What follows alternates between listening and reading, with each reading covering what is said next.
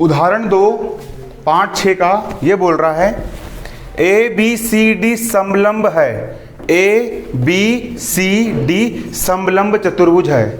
समलंब चतुर्भुज उस चतुर्भुज को कहते हैं जिसकी दो भुजाएं समांतर होती है और बाकी दो भुजाएं समांतर नहीं होती।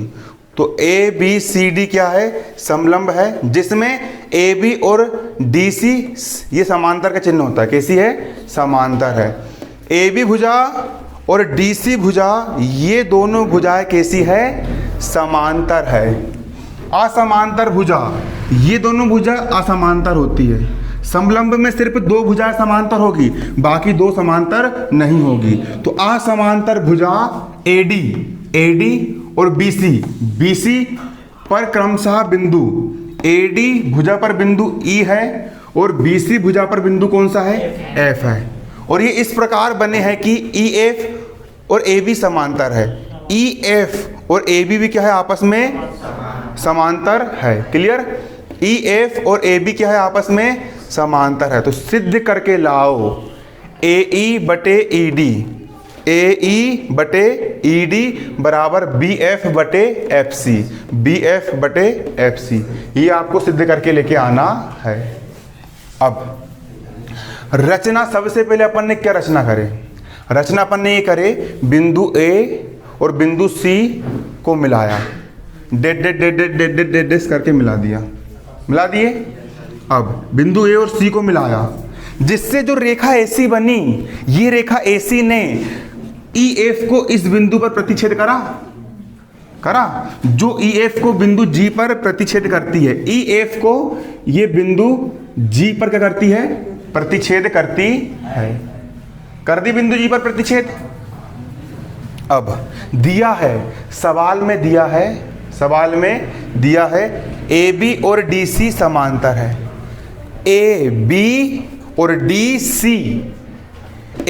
DC कैसी है? समांतर है। तथा EF और AB भी क्या है? समांतर है। EF और AB भी क्या है? AB रेखा इसके भी समांतर है। AB रेखा इसके भी समांतर है और AB रेखा DC के भी समांतर है। ये रेखा इसके भी समांतर है, ये रेखा इसके भी समांतर है। इसका वजन इसके बराबर है और इसका वजन इसके भी बराबर है। मतलब ये दोनों का वजन भी बराबर होगा ना। ये दोनों रेखाएं भी समांतर होगी। मतलब EF रेखा और DC रेखा भी क्या होगी? समांतर। क्योंकि एक ही रेखा के समांतर अन्य रेखाएं भी क्या हो जाएगी? समांतर हो जाएगी। होगी ना। जब ये इसके समांतर है और ये इसके भी समांतर, तो ये दोनों समांतर हो जाएगी ना। मतलब EF और DC भी क्या हो जाएगी? समांतर हो जाएगी। अब यहाँ पर दो त्रिभुज बन रहे हैं। पहला त्रिभुज ये बना, तीन भुजाओं से मिलकर बनी बंद आकृति त्रिभुज कहलाती है। पहला त्रिभुज ये बना, दूसरा त्रिभुज ये बना। हो गया। अब सबसे पहले त्रिभुज ADC में,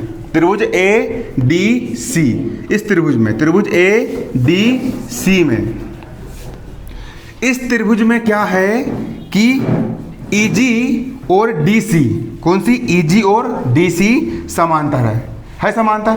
सिर्फ इस त्रिभुज को देखो, त्रिभुज ADC को देखो। त्रिभुज ADC में EG और DC दोनों समांतर है। EG और DC क्या है? समांतर है समांतर। अब जब किसी त्रिभुज में दो रेखाएं समांतर होती है तो क्या होता है? भुजाएं अनुपात में हो जाती है। मतलब AE बटे ED बराबर हो जाएगा AG बटे GC। होगा क्या? नहीं होगा? हो जाएगा। थेल्स प्रमेय के अनुसार पढ़ा चुका था पहले थेल्स प्रमेय। समीकरण 1 हो गया। इसी प्रकार अब इस त्रिभुज में आपने ले लिए, ये दोनों बराबर हो गई। इसी प्रकार अब ये वाले त्रिभुज को हल करेंगे। त्रिभुज CAB में, किसमें? CAB में। इसी प्रकार त्रिभुज CAB में भी क्या है? GF और AB समांतर है। GF क्या है? GF और AB क्या है? समांतर है। देखो जी एफ और ए बी क्या है, एक दूसरे के आमने सामने समांतर है। क्लियर। अब जब किसी त्रिभुज में दो भुजाएं समांतर होती है तो थेल्स प्रमेय के अनुसार इसके अनुपात भी कैसे होंगे, बराबर होंगे। होंगे बराबर, ये दो समांतर है तो इसकी दो भुजाओं के अनुपात भी बराबर होंगे। मतलब कि सी जी बटे जी ए, सी जी बटे जी ए, सी जी बटे जी ए मतलब ए जी, ये वाली बटे ये वाली बराबर हो जाएगी सी एफ बटे बी एफ, सी एफ बटे बी एफ। सी एफ ये हो गया और बी एफ ये हो गया, सी एफ बटे बी एफ, दोनों बराबर हो गए। क्लियर। अब हमने यहाँ पर क्या करे, ए जी को ऊपर ले जा लिए और सी जी को नीचे ला लिए। ए जी ऊपर चला गया और सी जी कहाँ आ गया, नीचे। इसको पलटा दिए तो ये भी पलटा दिए, ये चला गया ऊपर और बटे का बटे और सी एफ आ गया नीचे। ये हो गया आपका समीकरण 2। अब इस तरफ भी ए जी बटे सी एफ है, इस तरफ भी ए जी बटे सी एफ है।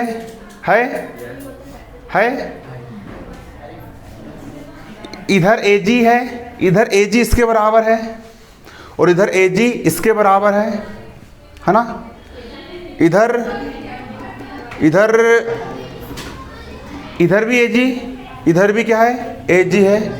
मतलब कि इधर उदाहरण के लिए इधर यहाँ पर एक टिंकू हो गया, जो टिंकू का वजन 40 किलो है ना, और इस टिंकू का वजन 40 किलो रामू के वजन के बराबर है और इस टिंकू का वजन श्यामू के वजन के बराबर भी है, तो इसका वजन भी 40 किलो हो जाएगा और ये दोनों बराबर हो जाएंगे।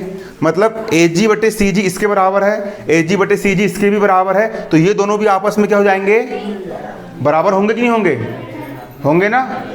जब ये दोनों बराबर है, ए जी इसके भी बराबर है और ए जी बटे सी जी इसके भी बराबर है, तो ये दोनों परस्पर क्या हो जाएंगे, बराबर। तो ये दोनों भी क्या हो जाएंगे, बराबर। समीकरण 1 और समीकरण 2 से ये वाला पद ए ई बटे ई डी, ए ई बटे ई डी और ये वाला पद बी एफ बटे सी एफ, दोनों भी क्या हो जाएंगे, बराबर। और यही सिद्ध करके लाना था, ए ई बटे ई डी बराबर बी एफ बटे सी एफ। उतार लिए, जाओ।